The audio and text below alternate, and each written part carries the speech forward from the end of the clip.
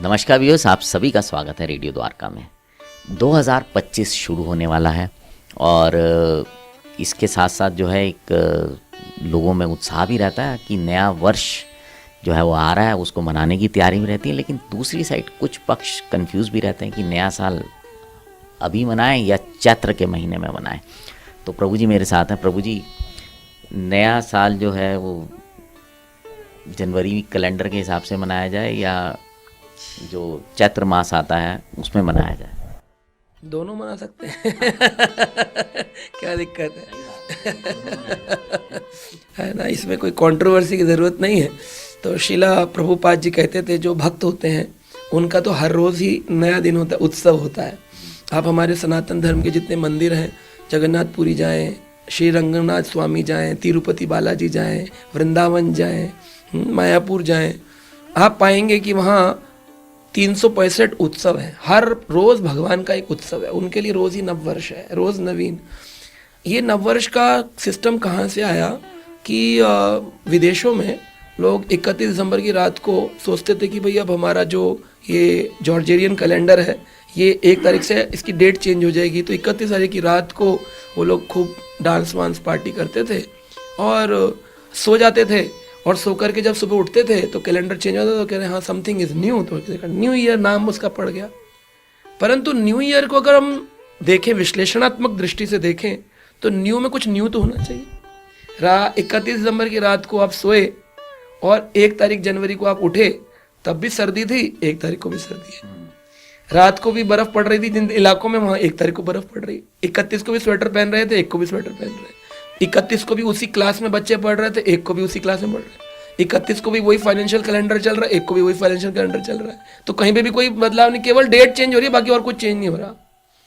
लेकिन अगर आप अभी सनातन कैलेंडर से आए, जिसे आपने कहा चैत्र, जिस महीने में रामनवमी आती है, नौवीं तिथि को रामनवमी आती है, और जिस दिन ये फागुन उत्सव समाप्त होता है और चैत्र का महीना प्रारंभ होता है, तो वो जो पूर्णमासी आती है फागुन की, उस पूर्णमासी से नया महीना प्रारंभ हो जाता है, चैत्र का महीना आता है। और चैत्र का महीना जब आता है, गर्मियाँ अप्रैल आता है, तो सारी दुनिया जानती है कि जब मार्च में फागुन जाता है तो पतझड़ चालू होता है, नई कोपल आती हैं। तो यानी कि कोपलों में नया आ गया। बच्चे नए स्कूल में आते हैं, क्लास में कोई तीसरी में पढ़ रहा था, चौथी में आएगा, 10वीं में, तो 11वीं में आएगा। तो उसके अंदर मार्च से अप्रैल में चेंज आ रहा है, तो वहाँ भी चेंज। फाइनेंशियल कैलेंडर भी हर साल मार्च में फाइनेंशियल कैलेंडर क्लोज हो रहा है और 1 तारीख से नया फाइनेंशियल आपकी बिलिंग स्टेटमेंट्स आ रही हैं, तो वहाँ पर भी चेंज हो रहा है। और वातावरण में परिवर्तन आ रहा है। खाने पीने में मार्च से पहले स्वेटर पहन रहे थे, अप्रैल में अब स्वेटर अंदर रख दिए जाएंगे।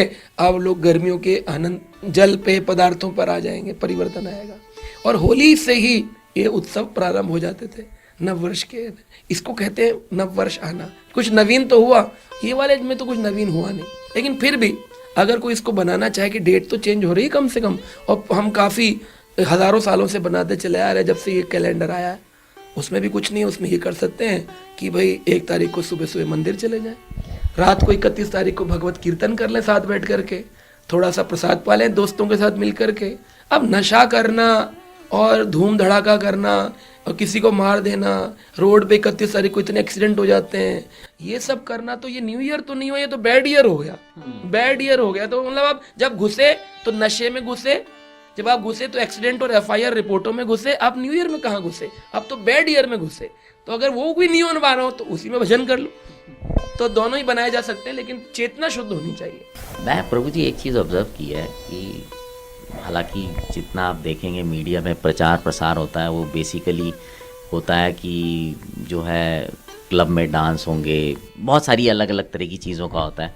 लेकिन अगर आप वैसे देखें, क्योंकि मैंने उस तरह के न्यू ईयर भी शामिल हुआ हूँ, उस तरह के में भी, और मैं दूसरे तरह में जब मैं देखता हूँ तो मेरे ख्याल से नए साल पे मंदिरों में बहुत ज़्यादा भीड़ होती है। और हर मंदिर, कोई कहीं का भी छोटा मंदिर बड़ा मंदिर, लोग भगवान के दर्शन करने जाते हैं और बड़ी भारी संख्या में जाते हैं। क्या ये सही है? हाँ बिल्कुल, क्योंकि अब पहले ऐसा नहीं हो रहा था, क्योंकि जब ब्रिटिश काल चल रहा था भारत में, तो उस समय में उन लोगों ने शिक्षा देना प्रारंभ किया था कि भाई ये सब करना नहीं, ये फॉलो करना पड़ेगा। लोग उन्हीं के अंडर नौकरियां करते थे, तो उन्हीं चीज़ों को फॉलो करते थे।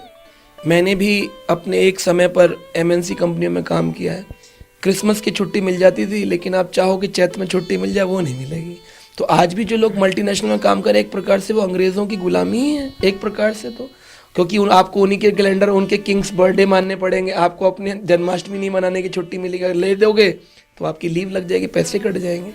तो इस प्रकार का मैंने भी ये देखा और महसूस किया कि ये मंदिरों के लिए प्रचार होना चाहिए। और फिर इसी भावना से हमने प्रचार प्रारंभ किया, और आज सनातन के प्रचार की ये स्थिति है कि हाँ, पहले ऐसी भीड़ नहीं होती थी, लेकिन अब हमारे मंदिरों में 31 दिसंबर की रात को जितनी पार्टियाँ वहाँ होती हैं उससे ज़्यादा बुकिंग होती है। हमारा जो रुक्मणी द्वारकाधीश है वो आरडी का वो डांस फ्लोर बन जाता है, आरडी डांस फ्लोर। उसमें रुक्मणी द्वारकाधीश जी के लिए नृत्य करते हैं लोग, हज़ारों लोग रात के कीर्तन करते हैं, प्रसाद फ्री ऑफ कॉस्ट होता है। कहते हैं फूडिंग भी फ्री हो रही है, डांसिंग भी फ्री हो रही है, लाइट्स वाइट्स लगा देते हैं, ठाकुर जी के सामने नृत्य करते हैं। 1 तारीख को लोग कहते हैं भाई नए वर्ष में पहला दर्शन कर लेंगे तो पूरा साल अच्छा जाएगा, ऐसा सोचकर भी लोग सुबह से लाइनें लगाते हैं। तो हमारी 1 तारीख को भी फेस्टिवल होते हैं, लोग आरती उतारते हैं ठाकुर जी की। और इसी हफ्ते में जो जनवरी का फल, इसमें वैकुंठ एकादशी आती है। तो कहते हैं वैकुंठ एकादशी के दिन वैकुंठ के द्वार खुल जाते हैं। अगर कोई उस दिन इस पूरे हफ्ते में भगवान के दर्शन करे, वैकुंठ एकादशी के आगे पीछे 2-4 दिन, तो वो भी नव वर्ष के पास आती है, तो व्यक्ति को वैकुंठ में प्रवेश मिलता है। इसी भावना से अगर आप दक्षिण भारत जाएं, तिरुपति जाएं, भीड़ मिले, क्योंकि सब लोग वैकुंठ एकादशी के लिए एक द्वार होता है जिसका नाम है वैकुंठ द्वार। वो साल में एक ही बार खुलता है, वैकुंठ एकादशी और नववर्ष के ऊपर। तो इसलिए उस द्वार से प्रवेश करने के लिए लोग 1 तारीख को मंदिरों में भीड़ लगाते हैं कि वैकुंठ द्वार से पार हो गए तो वैकुंठ जाएंगे। वो ये नहीं सोचते कि कर्म भी सुधारने पड़ते हैं पूरे साल गड़बड़ नहीं करनी होती है तो प्रभु जी इसकी भी चेतना धीरे धीरे आएगी। तो व्यूअर्स, आपने सुना, और आप नया साल दोनों तरीके से मना सकते हैं, और भगवान का नाम लेने के लिए तो रोज़ ही नया साल है, आप कभी भी लीजिए। और अब आपसे विदा लेते हैं, उम्मीद करते हैं कि जो भी लोग आप भावना से करेंगे वो अच्छा करेंगे, और 2025 आपके लिए शुभ रहेगा। जुड़े रहें रेडियो द्वारका के साथ।